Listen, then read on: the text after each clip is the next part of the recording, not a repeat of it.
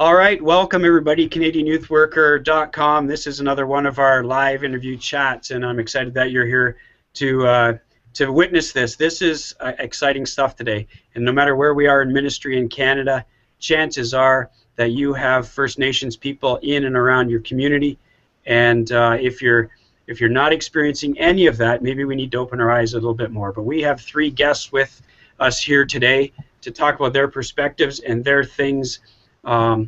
Things that are important in their minds as they work in First Nations. So first of all, I'm going to let them introduce themselves to you. Amy, go ahead. Hi, I'm Amy Flater, and I work with Anchored Warriors, which is a Aboriginal Youth Ministry, which is partnered with the CMA as well as Intract Ministries of Canada. And I basically do mentoring, leadership development, and work with a network of Christian, Aboriginal, and non-Aboriginal people who are working within Aboriginal Youth Ministry in Alberta and Western Canada. Hi. Hello? Is this? Yeah. Okay. You're good. Keep going. Okay. My name is Tracy Bird, and I'm Korean Soto from Red Pheasant, Saskatchewan. I just recently went back to school to take psychology, but previously I was doing majority of frontline work with Aboriginal youth, and yeah. And Ray. I'm Ray Aldred. I teach theology. Is it working, Dave? It's working perfect, Ray. Tell us a little bit about your ministry with First Nations.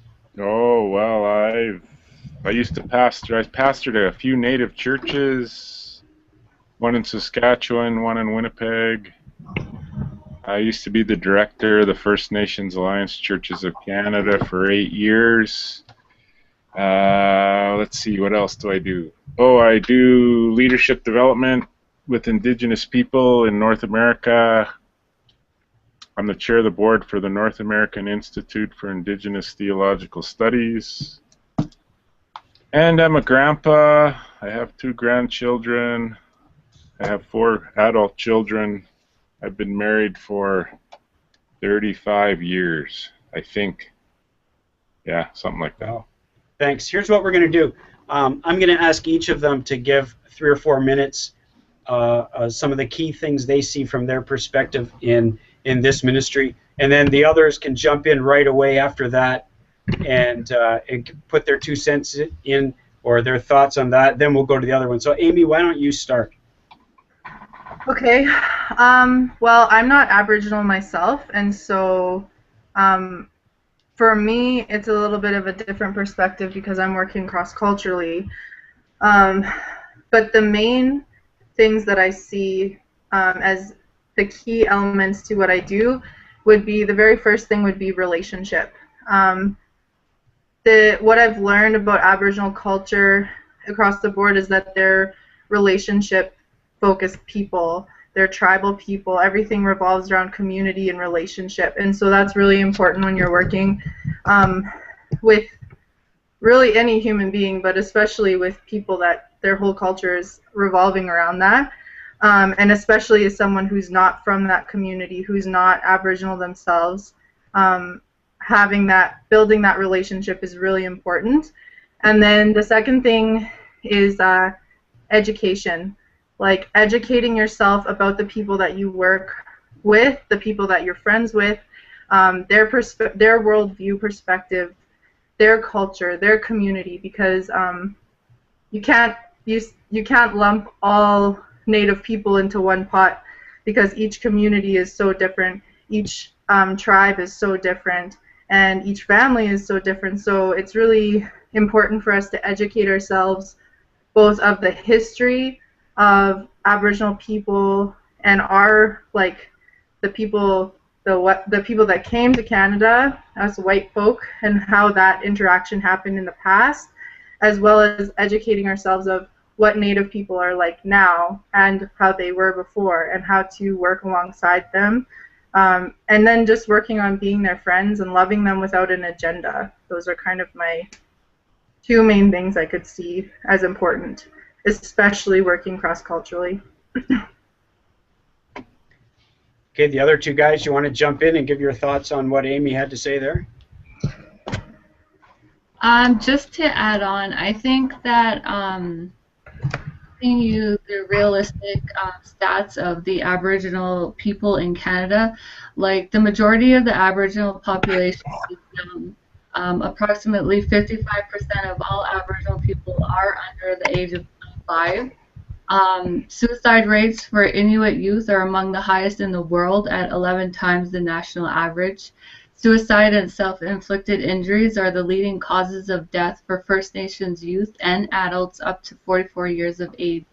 The incarceration rate for Aboriginal adults in Canada is estimated to be 10 times higher than the incarceration rate of non-Aboriginal adults.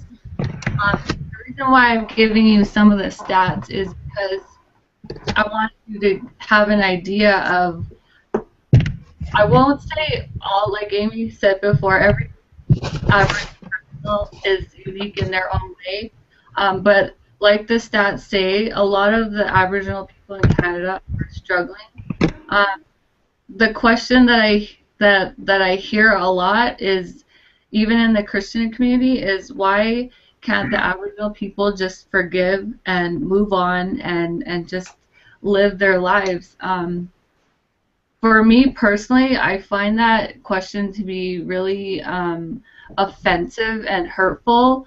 I come from a family with both sides of my parents. My grandparents on my mom and my father's side were both residential school survivors, and the intergenerational trauma that follows, it affects, it has affected my generation, and as well as many other Aboriginal youth in many other communities across Canada. Over 150,000 children were sent to residential schools across Canada, and I think that with working with Aboriginal youth, it's important to know the background and the effects of colonization on Aboriginal people. And we can't just, we can't generalize this to every single Aboriginal youth, because there's many youth that are excelling in life and come from awesome homes.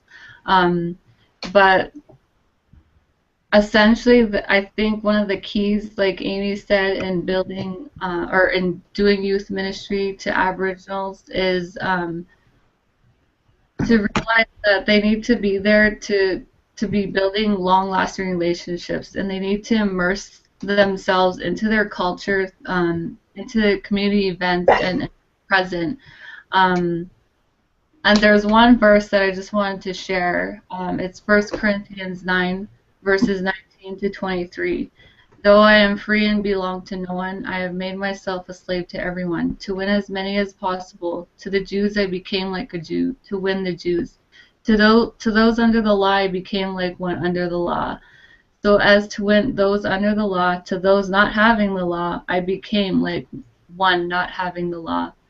Though I am not free from God's law, but am under God's law, so as to win those not having the law. To the weak I became weak, to win the weak. I have become all things to all people, so that by all possible means I might save some. I do all this for the sake of the gospel, that I may share in its blessings. And I think that many, the way that the word was presented to Aboriginal people historically was done in an inappropriate way. I mean, they may have had good intentions at the beginning, but it eventually turned into an assimilation of peoples, the First Nation people, and which caused devastating effects on the youth today in Canada. So I would encourage all Canadian youth workers to really research the history of the Indigenous people and get your facts and know what people know what the people have gone through in the community that you're going to be working with. That's good. Go ahead and jump in on that, Ray, and give us your thoughts on what Tracy just said. Well, that's I agree that those things are affecting everybody, even if it was it's your relatives. I remember reading the book The Grieving Indian when I was in Regina. I met Arthur Holmes, and he just talked about that if you don't deal with stuff that happened in the past, then it keeps coming back again. And when it's multi-generational, it takes some time to work through those things. And I think sometimes the church makes promises it can't keep, you know, and those are hard things to work through. So relationships are important, and education, finding out about what exactly happened. Specifics, not so that you can drag them up all the time, but so that a person can begin to understand what's going on inside of them and begin to heal. I think for the suicide thing, I think a lot of young people have a lot of contempt for themselves. They begin to hate their identity.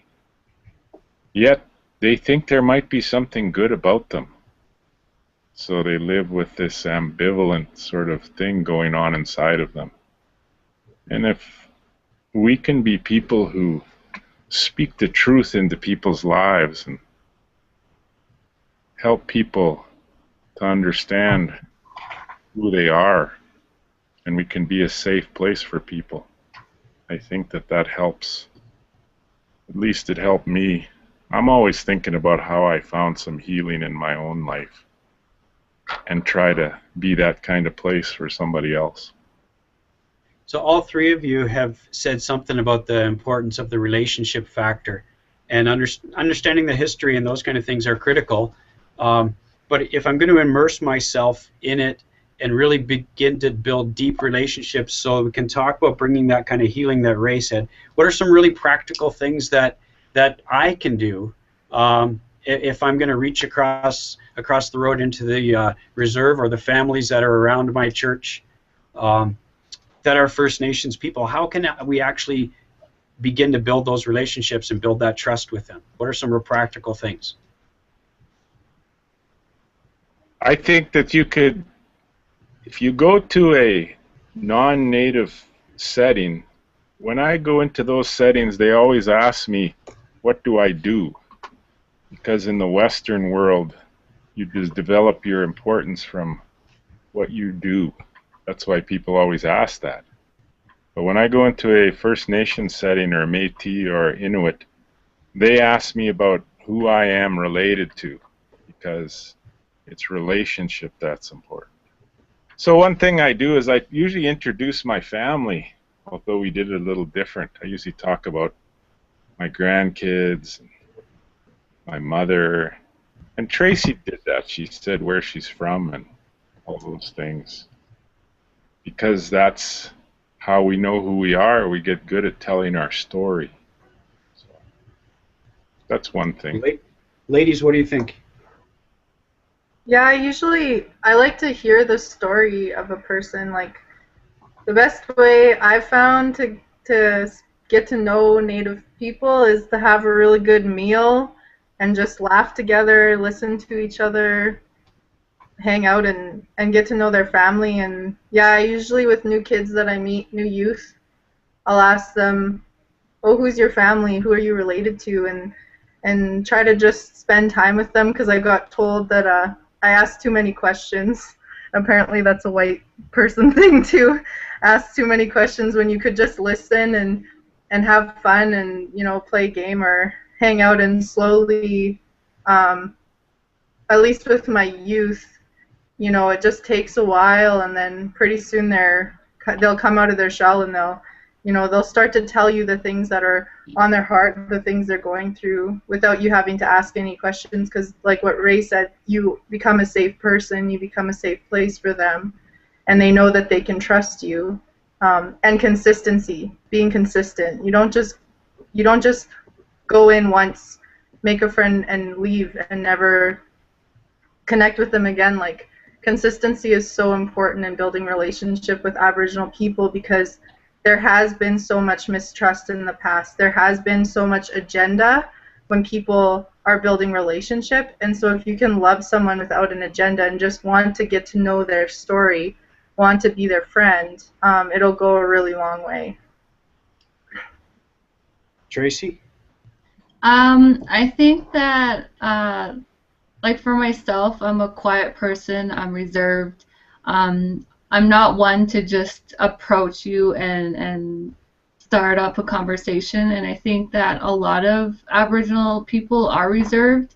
I think we're very observant. And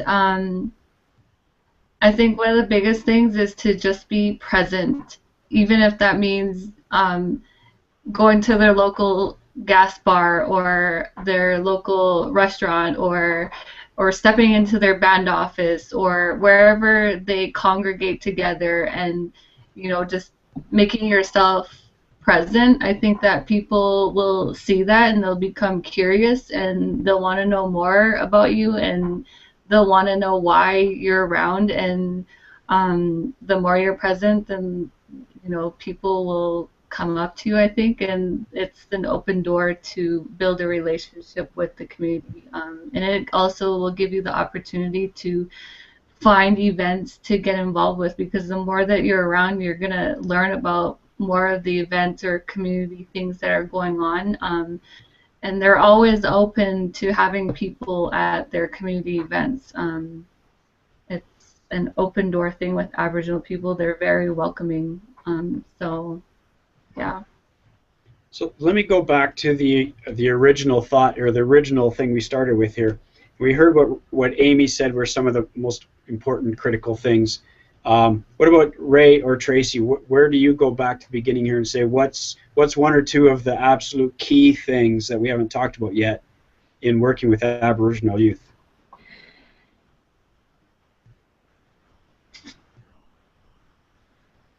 Ray or Tracy? I gotta think about this.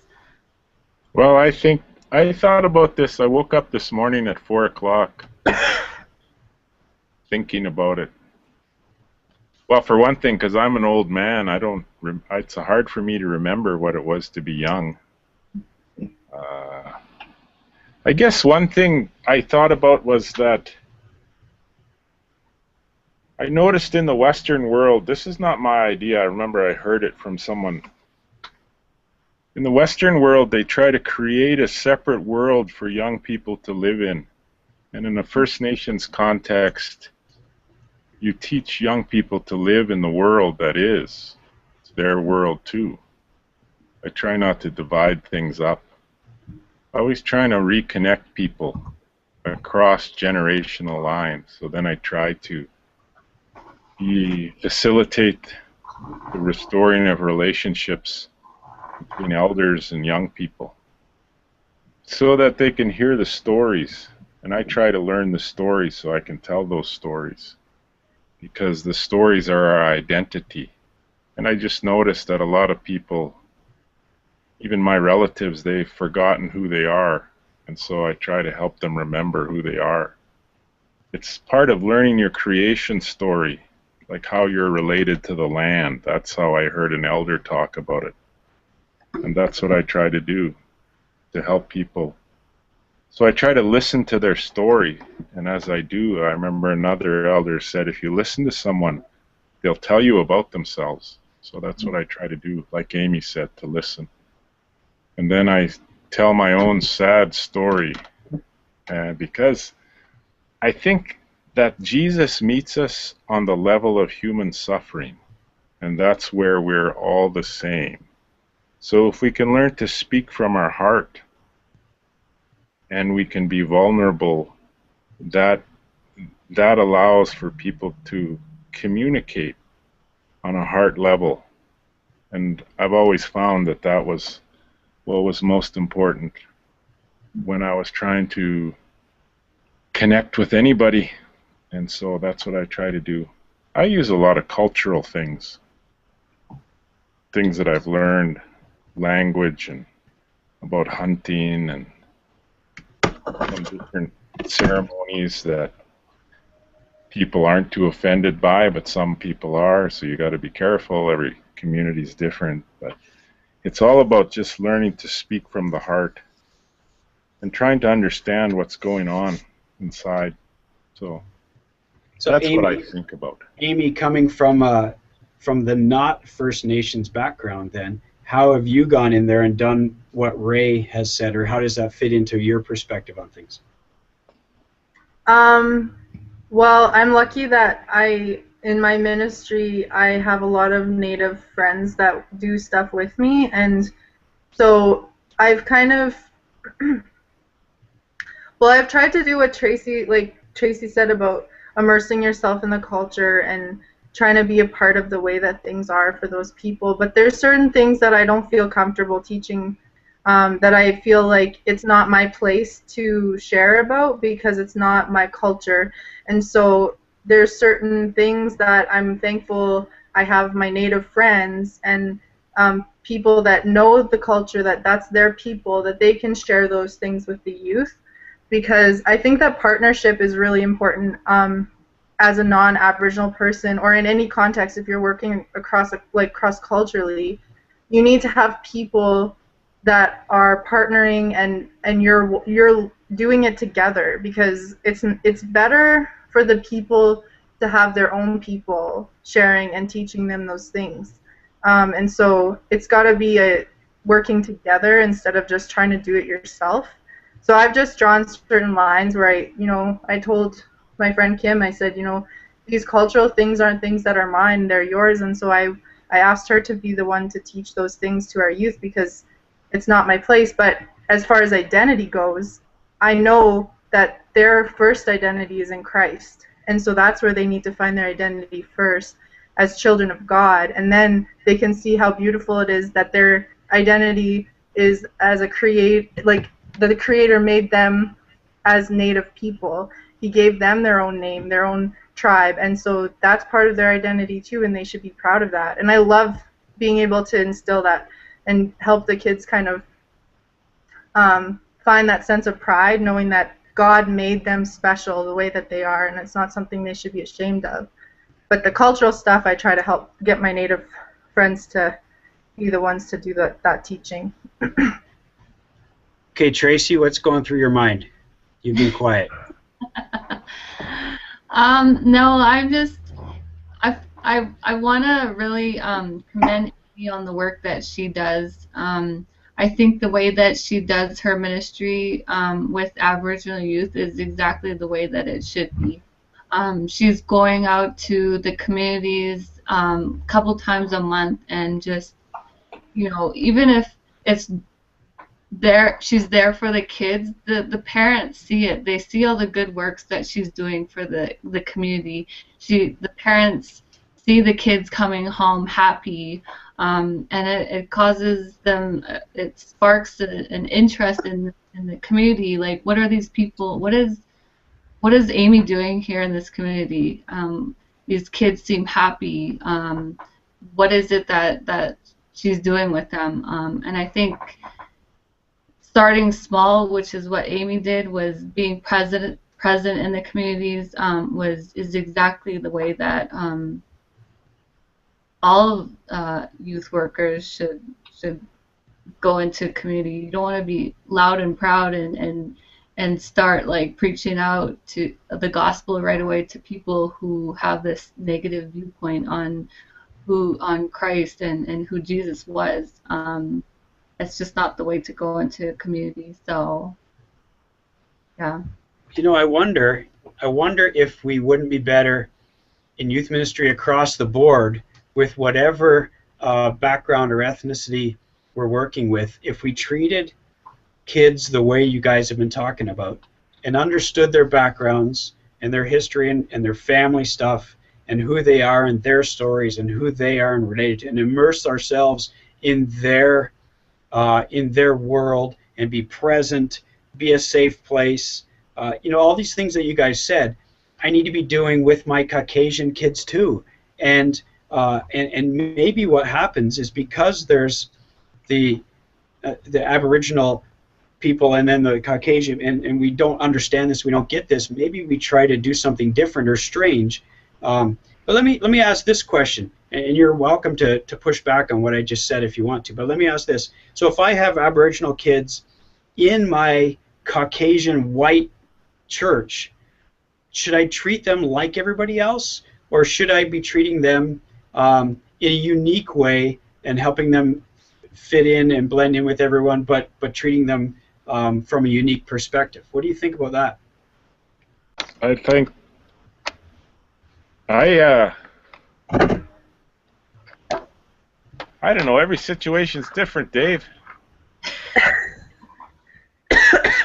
I kind of use protocol in the sense that there's a good way to welcome people into a group, and I try to do that however that's done. And you youth guys are better at that than some, but that's what I do. Okay, guys, and we've got only a couple of minutes left. Any parting thoughts, any other words of wisdom you want to throw in here, or jump off something else that was said and kind of give your final thoughts? I think... Go ahead. Amy, go ahead. Okay.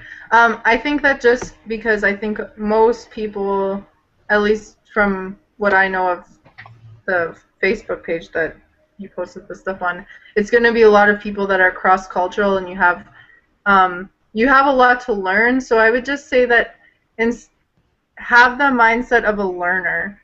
Don't assume that you know anything really. Just like be a sponge. Listen, learn as much as you can. Try to just be a learner. Don't try to be a teacher off the bat. Be a learner, and really, like Ray said, really listen to their story and try to have that heart-to-heart relationship, because I've learned so much about relationship and what real community is supposed to look like from my Native friends, because I can see the way that they interact with each other, the questions they ask. They're not afraid to have that, that deeper connection, that heart-to-heart kind of connection, and that's what God created all of us for, is relationship with Him and relationship to each other, and we need that community, and we can learn so much from our Aboriginal friends and family, and see and apply those things to our own life and our own walk with God.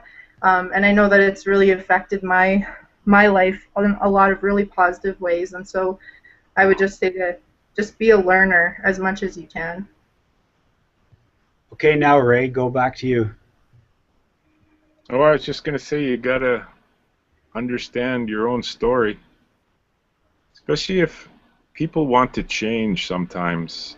Some of the reasons they can't change is they can't say who they are, or they don't understand who they are.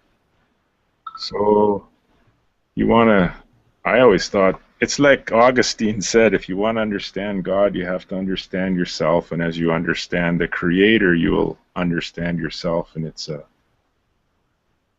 a relationship between the two. They're going on all the time.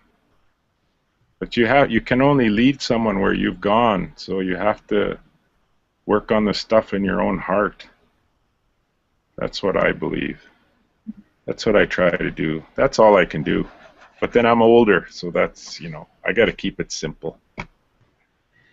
Tracy, do you have one final thought for us?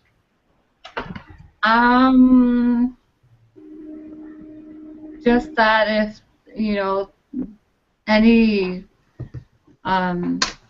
people who are interested in working with Aboriginal people, I think that there's a lot of hurting Aboriginal people that need to hear about God and Jesus, and they need that hope that He gives them, and it is a hard ministry to do, but it's well worth it, and there's a lot of resources on the internet where you can find information on the history of Aboriginal people that's available, and I would encourage you all to look that up and try to know a little bit more about that. Can I do an advertisement, Dave? Sure, Ray. Montana, near Browning, May the 18th to the 21st. Doing some training. It's called Inanimo, and it means the feelings we have in our heart. We train people to start and lead a safe place for people to talk about the pain that's happened in their heart. My wife and I and Rick and Linda Martin and some other folks are doing this training, and if you're interested, you can get a hold of me. I can send you the stuff. I know it's short notice, but anyways, it's $300, covers all your foods, lodging, that kind of stuff. Anybody interested? It's one of those resources. Great. Well, thank you, Amy and Tracy and Ray. Thank you so much for spending this time with us, sharing your wisdom and your thoughts, your experience with us. This is going to stay live on YouTube, and people can watch it whenever. And they'll be able to contact Canadian Youth Worker with any questions, and I can pass them on to you if necessary. But I sure appreciate you giving us your time today and being part of this resource. So thank you very much.